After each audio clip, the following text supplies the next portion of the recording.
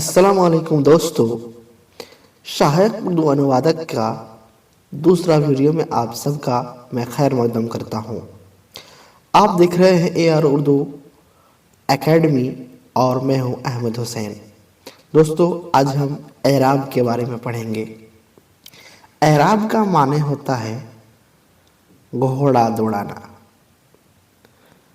या तेज करना, क्योंकि एराब की इस्तेमाल से हरूफ के या लफ्ज़ों की आवाज़ में तेज़ी आता है। इसीलिए एराब का माना घोड़ा दौड़ाना या तेज करना इस्तिलाह में लिया गया है।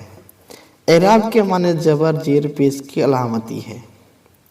यहाँ एराब का और एक माना दिया हुआ है, जबर जेर पेश की अलामती को एराब कहा जाता है।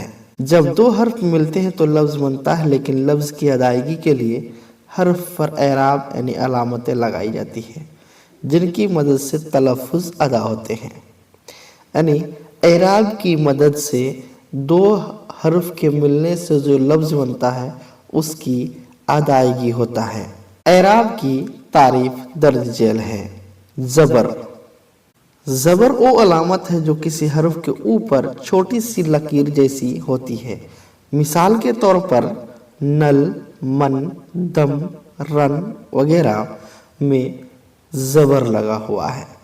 ज़बर जो है हर्फ के ऊपर लगता है, जैसे अलिफ जबर आ, बा जबर बा। वैसे ज़ेर वो अलामत है जो किसी हरूफ के नीचे छोटी सी लकीर जैसी होती है। मिसाल के लिए मिट, मिल, दिन, जिन वगैरह में जो है यहाँ पर ज़ेर का इस्तेमाल हुआ है।